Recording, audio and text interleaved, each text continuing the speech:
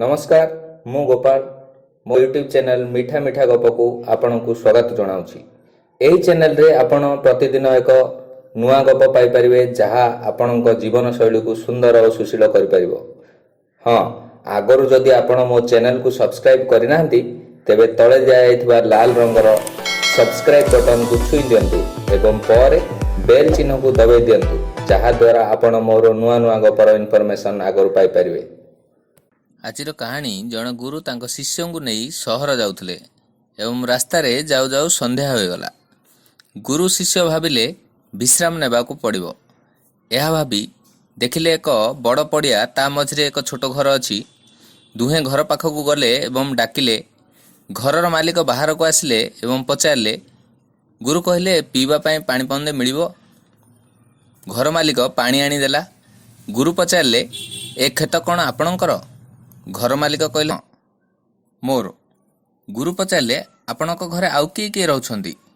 घर मालिक कहले मो माँ मो स्त्री और पुओ आमे 4 जन बहुत खुशी अच्छु। गुरु शिष्य दुहे एकाथरके एका प्रश्न कले ए खेत तो पड़िया पड़ी आपण निजर परिवार केमिति पालुछंती?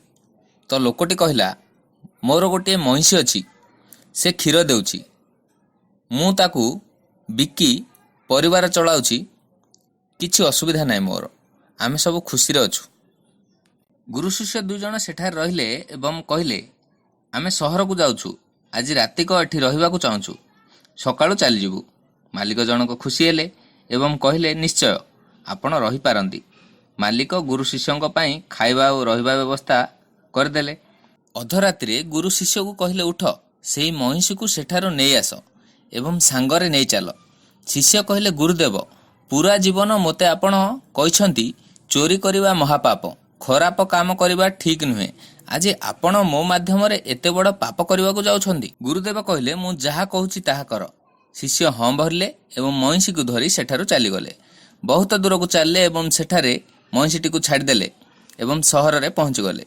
गुरु शिष्य दुहे निज निज काम रे लागि गले एवं एमिति 10-12 वर्ष बीतीगला। किंतु शिष्य मनरे सबुबले से गोटे कथा नाचुथुला कि जड़े लोक जी जीवन रे केबे भी भूल काम करनाहांती कि भूल शिक्षा देनाहांती से काहेकि मो हाथ रे एमिति एक बड़ पाप कराइले।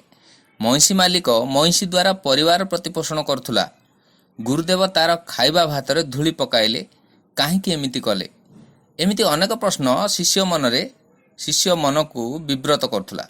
यह भितर शिष्य जनक एक बड़ बिजनेसमैन हो जाइथिले बहुत रोजगार करथिले। से भाबिले महिषी मालिक पाखक जिबे एवं ताकू किछि धन साहाय्य करिवे। शिष्य जनक बहु वर्ष पर सेही जगार पहुँचिले किंतु महिषी मालिक थिबा जगाटी तांको बदली जिबा भली लागिला। बहुत सुंदर बगीचा सुंदर घर चारिपटे खेतरे पाचिला फसल। भाबिले बोध हुए लोकटी महिषी चलीगला पर बर्बाद हो जाइथिबो एवं ता खेत को बिकी अन्य केउ आड़े चली जाइथिबो एवं अन्य केही एही जगह को किणी रहउथिबो। शिष्य जनक भाबिले वर्तमान मालिक को पूर्व मालिकर ठिकाना पचारिबे एवं पूर्व मालिक पाखक जाई ताकू साक्षात करिवे। यह भाबी से हता भितर को पहुँचिले एवं देखि आश्चर्य हो गले बसिथिबा लोकटी थिला सेही पुराणा महिषी मालिक। शिष्य जनक देखु देखु चिन्हि गले एवं पचारे एमिति केमिति हैला।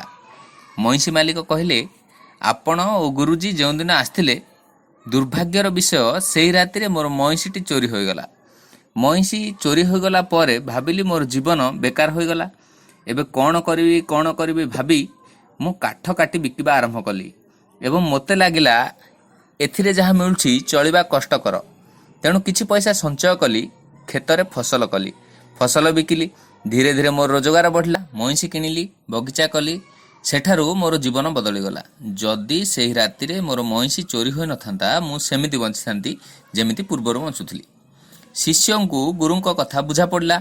गुरु काहेकि ताकू महिषी चोरी करबा को कहिथिले ताहा से वर्तमान बुझी पारले। हाँ फ्रेंड्स, आमे मध्य सेमिति भाबुछंती जेमिति आमे चलुछे सेमिति ही ठीक ताठारु आगरे आउ किछि नाही।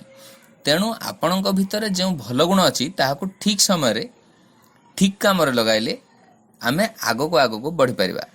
धन्यवाद।